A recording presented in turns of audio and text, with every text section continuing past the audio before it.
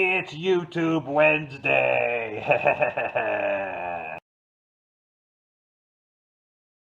We're going to have some weird videos here in October because, just life is kind of crazy for me. But today's video actually stemmed from a Facebook post that I made on my personal Facebook account about going to Spirit and buying a bunch of stuff. Well, a lot of people ask me, what do you buy at Spirit because you make almost everything? And I see Spirit not as a place to buy finished goods, but a place to buy the bases for things, construction materials. Kind of the same way I see Home Depot. And with that shift in thinking, Spirit is a pretty awesome store. So this is my bag of stuff that I haven't really gotten into yet at all. So let me open it up. All right, so I'll pull everything out, and now I don't want you to hear the bag rust. First things first, if you get one thing out of this video, I want you to look at this product here that I got. Zombie arm lawn stakes. In it comes 2 zombie arm lawn stakes. It's 10 bucks. Everything here I got with a 20% off your entire purchase coupon. So these were really 8 bucks, which is $4 a hand. Why they are awesome is that they are pretty much human hand sized. There is a right and a left. At my black and white haunted house, I have a little wax museum type setup in the front. Almost every figure has these hands on it, except for the ones I had to specialty make things for. And what's really cool is that comes right off. You can either cut this piece out and it slides right over 1-inch PVC, or this will slide right into the PVC also. So you have a number of different good ways of attaching these. And even if I had latex monster gloves or something, instead of stuffing the glove, I'll just buy a pair of these and I'll slide this into the glove. So every figure has these at least as a base. So these are awesome. I bought a couple sets of these. So I got 3 pair that go around. It's a right and a left hand. That is so useful for any kind of a figure.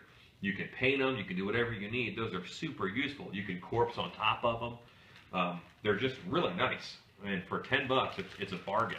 I got a set of long white satin gloves. Again, I have a black and white haunted house.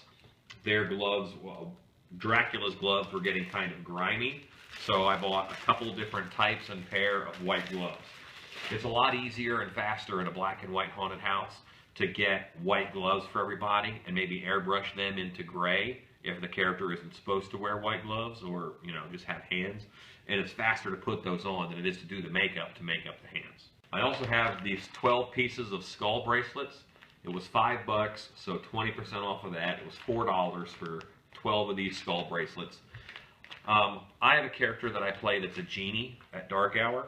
And when I'm the genie, I just keep a pouch full of these, and I'll give them to scared kids. I'll give them to somebody who was just a real fun person to talk to.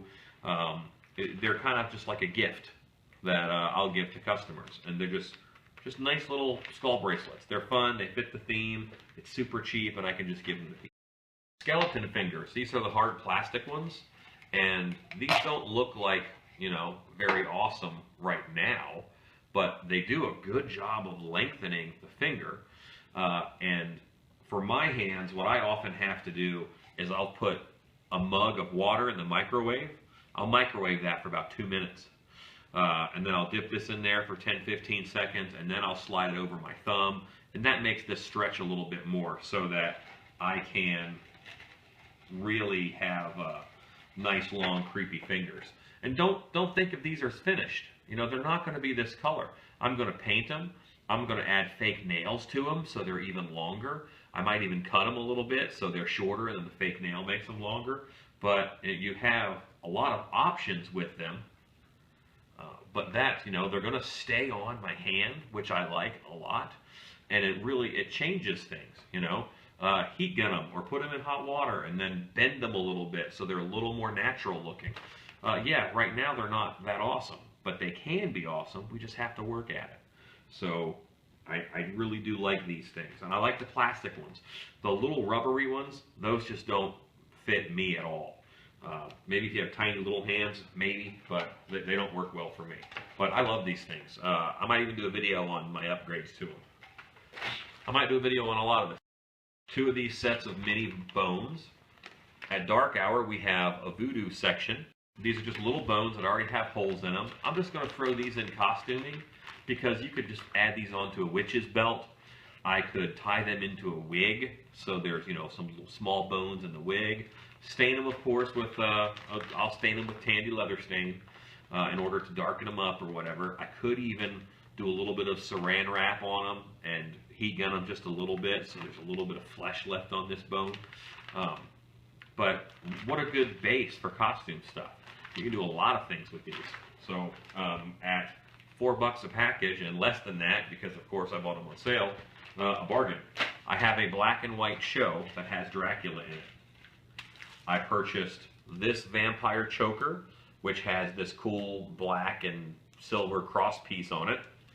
And I purchased this big necklace here with the big red gem on it. Well, I'm going to pop this red gem off and glue this on top of it. So it'll be a nice Dracula necklace that is fitting for my black and white show. And I got a cool bat necklace because I thought it was cool. I can use that metal bat in order to, I'll probably put it on a hat band or something. I'm not going to wear it as a necklace. It'll probably be a hat band. A bunch of little skeletons. And I hadn't really seen this size much before, so they kind of caught my eye. I'm pretty sure I'm going to make a bunch of fairies with them because they're a nice, good size. Right in the same area, they had neon bats, and they had your regular old little black bats. Well, I think I can take the wings off of this guy and hot glue them to this guy, and then have a pretty cool looking little monster fairy creature. Of course, I have a monster museum, so I might do one of those for that. I wouldn't use the whole bat, of course. I'd cut the wings off and I'd, you know, glue them on, and then everything gets stained. I'll mount them to a little board that I'll get from Hobby Lobby that has, you know, routed edges. That's $2 or $3. And it'll be a nice little fun fairy display. You know, some of my bigger expensive items, you know, I don't think I spent $10 on any one item. This sinister ghost mask, I just thought it was cool. It's a nice hard plastic, and this metallic zombie mask, which is also a nice hard plastic. And both of these I'm going to completely redo. They'll probably get a fabric outer covering, so they'll cover the whole head when I'm done with them. But they're just a nice base to build up on. You can do a lot of things to it. Because it's hard plastic, it'll take glue well. I can actually, you know, screw through it. Anything you want to do, I can build up with it with epoxy clay. But it's a nice, already made hard mask that I think looks kind of cool. And with a paint job and some build up and some work, that could be a cool mask. You know, I don't think it'll be a zombie mask when it's done. Who knows? Maybe it'll be post-apocalyptic or whatever. But I didn't have a hard thing in mind. I just spent the money on these, knowing that down the road these will be a good base for a mask. So that's what I buy at Spirit. I'm not going to buy something at Spirit or almost anywhere and just use it as, you know, as they made it. They didn't make it for me. All of this stuff is pieces and parts that I didn't have to make. Am I capable of sculpting all these little bones out and molding them? Yes. Could I do it for $4? No. No, I couldn't. And my time is worth more than that. But these are going to be great little bonuses to costumes, to all kinds of stuff. You know, just little prop bones. They're awesome. I might wire them together and make a little critter or something. These guys, it's just such a nice base to work with so that I can make more stuff because I got base materials. You know, could this be shaped out of something and, you know, made for me? Yeah, I don't want to take that time. This is a good base. I have a stilt witch that I want to do that I repainted that mask for, and I'm probably going to use this for the fingers. You know, there's a heck of a seam right here, but I really think that once I get these painted in and everything, I'm going to have, you know, fingerless gloves on that are ripped off right about this same level. I really think this is going to be a really nice look and a strengthening to that character that I want to do. But I'm rambling. That is what Alan Hops buys at Spirit Halloween store. Go make stuff.